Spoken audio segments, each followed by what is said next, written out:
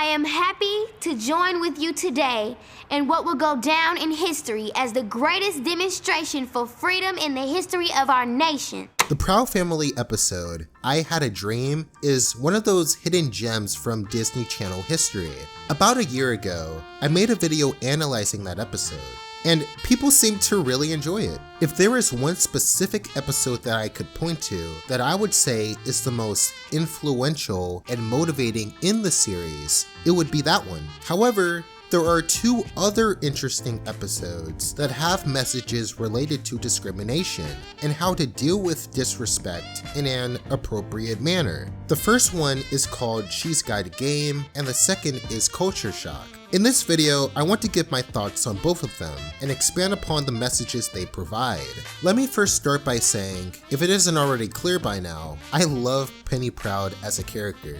As you'll see in these two episodes, she doesn't tolerate disrespect from anybody and instead focuses on being that positive influence to her school. She leads by example and handles complicated situations in the most inspiring way possible. Simply put, she understands that if you respect yourself, others will respect you. In the episode She's Got Game, she is incredibly confident in her abilities as a football player. She even implies that she's better than most of the boys in her school. Obviously, the guys are going to counter that claim with their words, but she enjoys the trash talk. It starts with some harmless, playful teasing, similar to the kind of trash talk you hear when you're playing an online multiplayer video game. However, the minute Penny tries out for the boys' football team, unironically, the guys crack more offensive jokes about how ridiculous she's being. Even the coach rejects her request to participate in tryouts, disrespecting her in the process. Baby doll, you tried.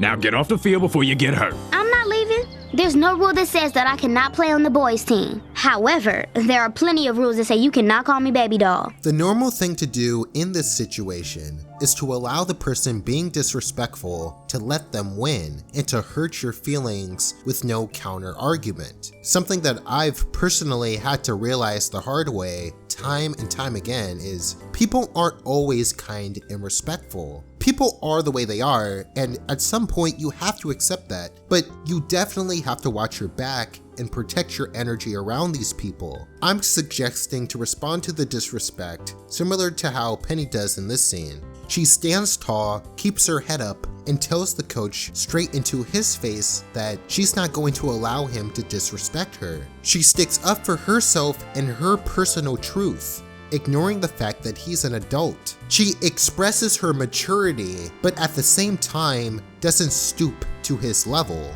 Having respect for yourself is not allowing people to walk all over you and treat you like their doormat. Another point I will add is she also knows when to be quiet. At some point, you have to realize some people can't be convinced that they're in the wrong. For me personally, I'm someone who doesn't like to argue because I feel like in most cases, it gets you nowhere, makes the situation worse or more dangerous. So it's not about arguing, it's more about making your case and leaving it at that and not abandoning yourself.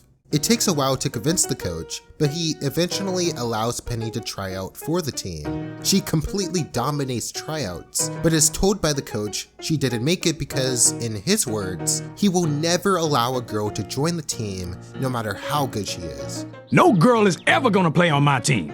Now hit the road, sweetheart. Shortly after, Penny decides to sue the coach for gender discrimination, then ends up winning the case, granting her permission to join the boys' football team. Still, even that isn't enough to stop the team from insulting her every chance they get. During their first football game, the coach sits Penny on the bench for the majority of regulation, ignoring the fact that they're getting blown out. Once Penny finally gets a chance to participate in the game after begging the coach, she goes on a run of her own, scoring touchdown after touchdown. Throw me the ball again. Don't throw her the ball. She's the only one that caught a pass today. That was luck. Stop hating, Frankie. Just throw it as far as you can, Omar, and I'll get there. What upsetted me the most is even after Penny carried the team on her back, scoring basically all their points, this coach has the audacity, the nerve to throw a temper tantrum just because she couldn't complete the final catch.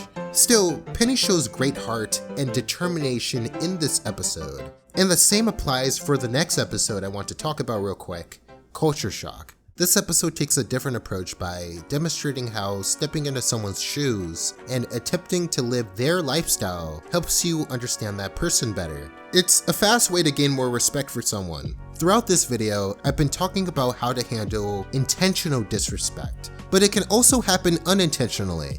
Sometimes we have a lack of awareness, a lack of understanding, or we are uneducated about someone's history, culture, or true identity. And without even realizing it, we take that person for granted. Social media and modern day society will do whatever it can to make us forget that we're all human.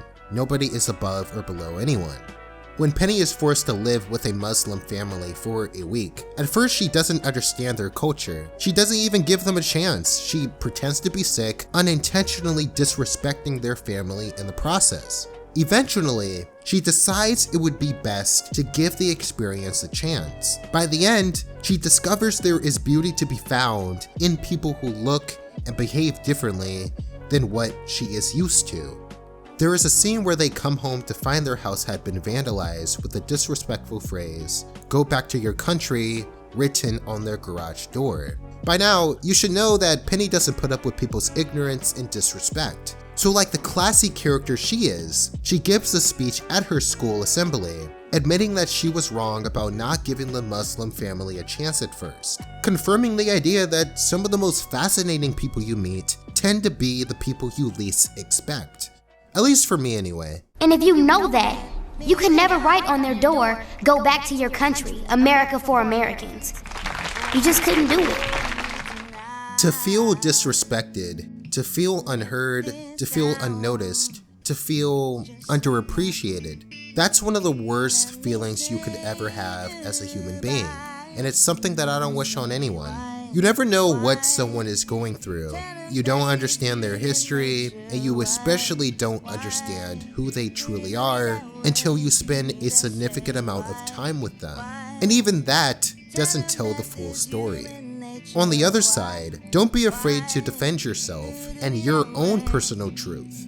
This is part of what it means to love yourself. It doesn't make you a mean person or a harsh person. Being too nice can be kind of dangerous in certain situations. Not everyone can be trusted. Not everyone will like you. Not everyone is respectful. It's a tough truth to swallow, but the ability to be cautious around these individuals and to love yourself no matter what they say, think, or do to you is incredibly powerful. Penny Proud demonstrates how to do that effectively in these two outstanding episodes. By incorporating her courage in everyday life, you can make yourself and others proud. Thanks for watching. If you enjoy these types of videos, then please support this channel on Patreon. I want to give a special thanks to the names you see on the screen. Every month they show me love with their generous donations. And hopefully this video brightens your day a bit.